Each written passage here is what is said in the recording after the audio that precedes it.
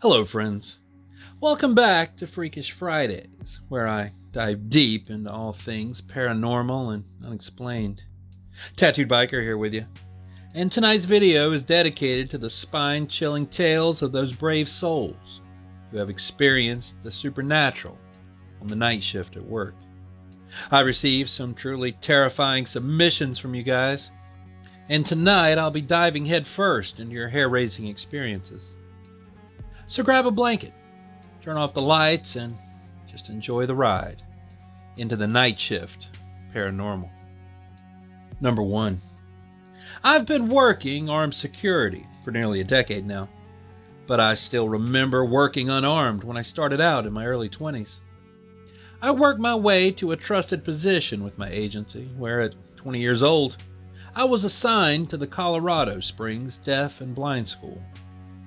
At the time, only senior, more experienced officers were permitted to work there at all, but I was given the 9 p.m. to 5 a.m. shifts Monday nights through Saturday mornings.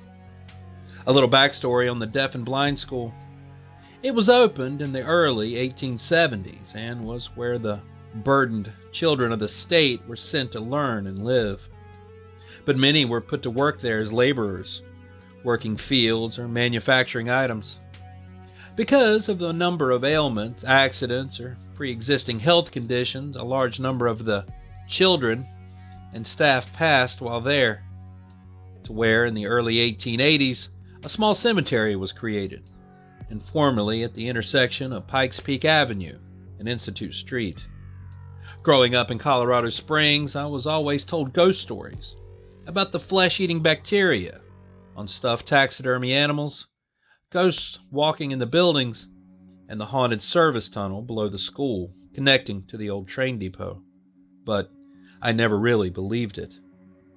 Fast forward to my 3rd month posted there, 2 nights before my 21st birthday, and a full week before students returned for the fall semester for actual special needs schooling. That's when I had my first encounter in the gym. While checking the boys' locker room, a solid black figure ran past the showers.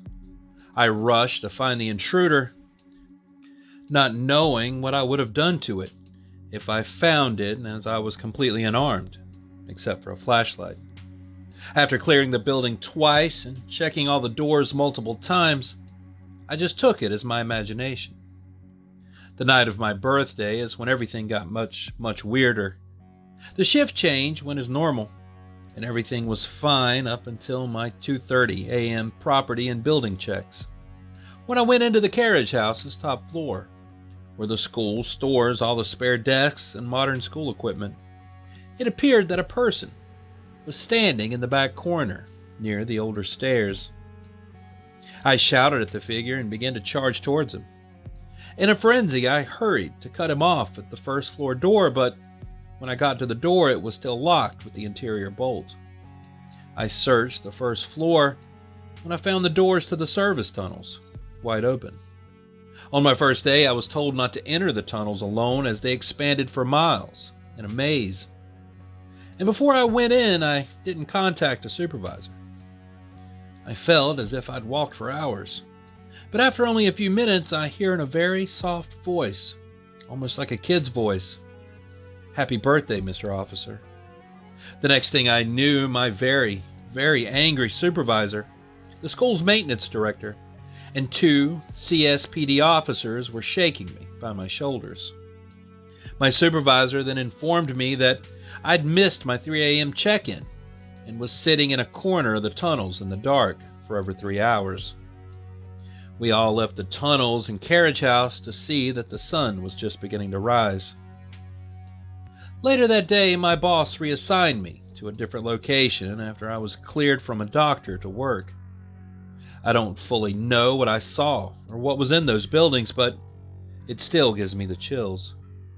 I'll never forget the voice that made me black out for so long. Happy birthday, Mr. Officer. Number 2. Dear Biker, okay, so this is a story my mom told me when I was a teenager. I've told friends, and every one of us get flashbacks to thinking about it when lying in the dark or alone. It's just really, really scary. I don't know if you all will agree. My mom worked in a social club as a barmaid in the 80s and 90s. She always remembers it as a great place, friendly with the regulars and the other staff. One of the other staff members, who we'll call Tom, is the brother of a family friend that we'll call Jim. My mom had been friends with his family for decades. They kind of lost touch, so I didn't meet Jim until I was about 16. After hearing this story a few times from my mom when I was younger, years later Jim told me independently out of the blue, "You need to understand that this family are a hard, working-class family. Not the sort of people to even believe in the paranormal, let alone go around making up ghost stories." So now back to the story. In the bar where my mom worked pulling pints, Tom worked as a doorman or a bouncer. They obviously worked late nights, and therefore at the end of the night the bar would pay for taxis home for the staff to make sure they got home safely. One night my mom and Tom shared a taxi, I think with another staff member also. Tom was dropped off first, then the other staff member. Because my mom lived in a cottage outside the city, she was always the last to get home. Tom had been dropped off at a friend's house instead of his own. His friend was a bouncer too at another bar, who had just finished his shift a while earlier, so they had planned to just hang out after their respective shifts. The next day, my mom was back at work, and Tom came in for his shift. He came and sat down at the bar in front of my mom and ordered a whiskey. I think licensing laws were a bit more lax in those days because my mom says it wasn't uncommon for them to all have a few drinks during shift. She started chatting to him as normal, and she said he seemed really quiet and didn't look as if he had had very much sleep. After some coaxing, he told her that something had happened. The story his brother Jim had told me 20-some-odd years later. After his shift, Tom had gone up the lift in his multi-story to his friend's flat, knocked on the door and waited. A few moments later, his friend, whose name I can't remember, so we'll call him Steve, came to the door and invited Tom inside. They walked into the house, and Steve asked Tom if he fancied a coffee, which he accepted. Steve told him to grab a seat in the living room while he made their drinks. Tom took off his coat and hung it at the door as Steve headed into the kitchen. Tom then walked up the hall and into the living room, where he saw that Steve's neighbor and her daughter were already sat watching television. Tom said hello, and the mother turned and smiled to acknowledge him. He sat down and started making small talk, as if he had never met these girls before, and they weren't exactly the most chatty, just nodding and smiling. After not getting much of a response, Tom just sat with them and watched TV. After a few minutes or so, the woman and her daughter stood up out of their chairs and got on their hands and knees and started army crawling along the floor around the room. Perplexed, Tom stood and walked into the kitchen and said to Steve something along the lines of, "What the hell are they doing? Have they been drinking?" To which Steve replied, "Thank God, you can see them too." Tom had obviously freaked out and went back into the living room to see that they were both gone. Apparently, this was a regular occurrence for Steve, who thought he was going mad and had been hallucinating. Until then, he was the only one who had ever seen them, and they repeated the same actions every single night. After a bit of digging, they found out that there had been a fire some years before in that flat, where a woman and her daughter had died. Steve wasn't too disturbed apparently, and just got used to them, and sometimes chatted away to them, as he didn't feel threatened, which is kind of touching, I guess. This story gives me absolute goosebumps every time it's told, and I've got them now from just writing it down. Number 3. Hey TB, first time submitter, but my friend said I should share this saga with you. There is so much more to share, but I've yet to write out a part 2 yet. So here's the first part, and I hope you and your listeners will find it interesting. For a while, things had calmed down in my life with the supernatural, but as of the last couple of years, all kinds of bizarre events are happening. I thought some would make great stories to share with you, but I'm starting with an ongoing saga of what we have dubbed the White Lady at my Burger King. I've worked for the company a year now, and both locations I've been at have been haunted. While there's not much story to the first store I was at, what I've experienced on the night shift, along with others at my current store, is something straight out of a horror movie. It started simple enough. One night while I was manning the front counter, I noticed a young woman in her 20s waving to get my attention.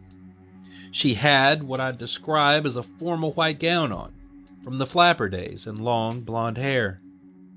I explained that I'd be right with her, and turned away for less than a second. In the time I'd taken to turn back around, she was gone. I assumed I was just exhausted and wrote it off until about a month later.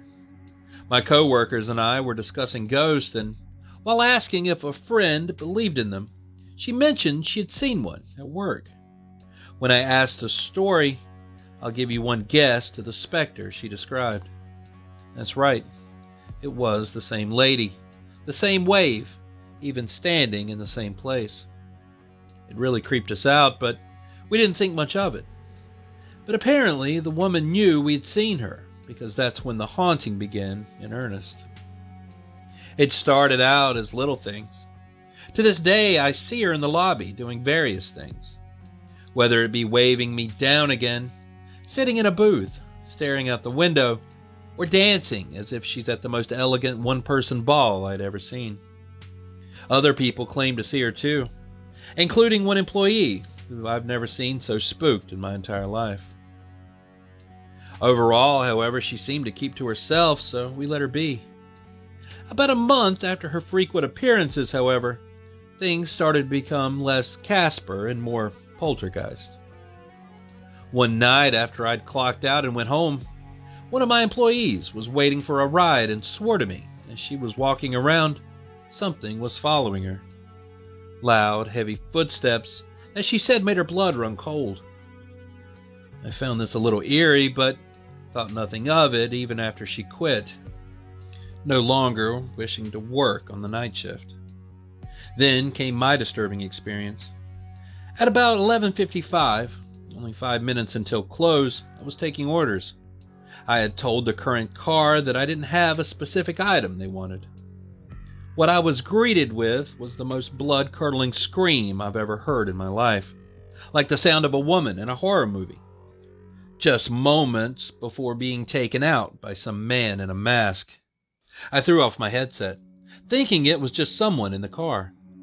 And as the car, who didn't want the food, drove off, I noticed distinctly that there was only one passenger in that car, a man.